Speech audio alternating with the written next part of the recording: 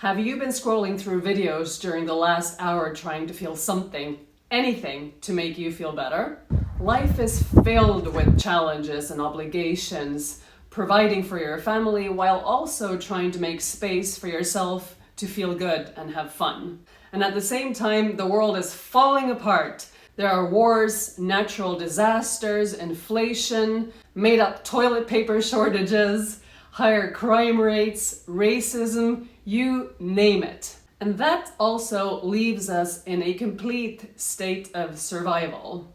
Our brain is actively scanning for threats and things that might be dangerous for us. And so we live in a constant state of worry. But that's also what has brought us here today, how we stayed alive during thousands of years. And so we should actually be thankful for it. And yet, we're not that thankful. And we don't feel good. Right now, I'm assuming that you're in a very safe space. You're probably sitting on the couch at home, or maybe you're taking a break at work, but you're safe. Now, your brain doesn't really care about that. It's still doing its job, scanning your environment, looking for threats, making sure that you're safe. That's just what it's designed to do. And here's where it gets tricky. We have the same stress response when thinking about that presentation coming up tomorrow at work as our ancestors did thousands of years ago when they were afraid of bumping into a tiger on their way to the water hole. That fear is still the same, but the nature of the threat has changed completely. Here's how it works.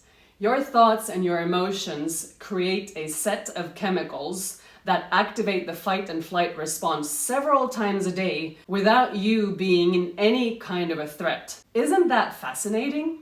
But it's also problematic. Most people spend the majority of their day worrying about things. They obsess about the future, they dwell on the past, old hurts and mistakes and things that didn't go so well. And all of that is what we call stress today. And when you're in that state of fear, there's simply no space for you to feel good and have fun and plan to do things that you really enjoy doing. That's just how it feels. I also used to think like that. When I started my chocolate company, I worked around the clock. I was also very sick. I hated the majority of the tasks I had to do. I was overwhelmed and desperate to prove myself. And so I blocked out all the good and I focused on the issues that I believed I had to solve. Now, everyone has challenges and issues. We all do. But we also have the ability to choose what we focus on. Now, I'm going to oversimplify something for the sake of the point I'm about to make. So please bear with me. At any given moment, you have two options. You can choose to feel good, or you can choose to feel bad. You cannot do both of those things at the same time because you can only think one thought at a time. Humans think around 60,000 thoughts every single day, and the majority of them are exactly the same as yesterday. So it's kind of like you wake up every morning, you choose the same movie every single day, and you watch it all day long, no matter how good or how bad it is. You are the sum total of your beliefs, your habits, your thoughts, and your emotions. And most people think that they can't control any of those things. By the way, make sure that you watch this video till the end because I have 3 things that I'm going to give you that you can do straight away to feel really good about yourself. And please subscribe to my channel if you haven't already. I appreciate it. Okay, back to the thoughts. The mind can be molded in any way you want. That's the beauty of it. And just because you think the way you do today doesn't mean that you're going to think and feel like that till the end of time. If Nelson Mandela was able to spend 27 years in prison under dire circumstances without being guilty of anything, and also come out of that situation full of love and gratitude and determined to unify his country, then surely you and I are able to choose better thoughts in this moment without having any reason to do so. And you might be thinking, yeah, but I don't have a job, I don't have any money, I'm sick, I don't know what to do, I don't have any skills, I'm not Nelson Mandela. I just don't know what to do. I've always been like this. I'll always be like this. Sure, I know what that feels like. And that's why we need to simplify. We need to rise above those challenges, those circumstances, and do the only thing that we can do, which is exactly what Nelson Mandela did during his 27 years in prison. He started to think differently. He focused on his vision for the future. He didn't care about any of the stuff that was going on around him, and he didn't get bitter, which would have been perfectly valid given his shitty situation. Sometimes your thoughts are the only thing you can control. Here's an example. Let's say you had an argument with somebody. So you dwell on it. You spend the entire day and night thinking about it. You obsess about it. You blame the other person. You feel guilty about what you said.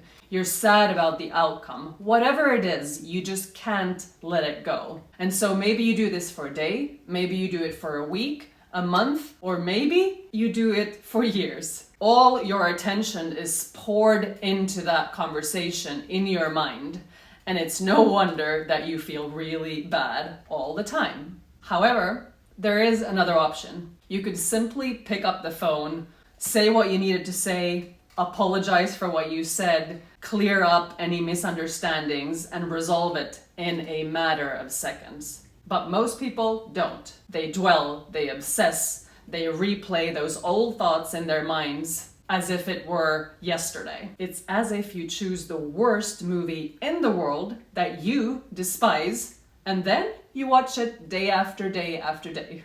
And in that state of mind, there's no space for love, joy, or feeling good. Which brings me back to my oversimplification of feeling good and feeling bad.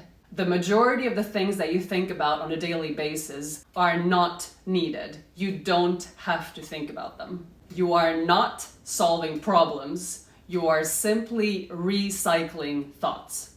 And that takes you nowhere.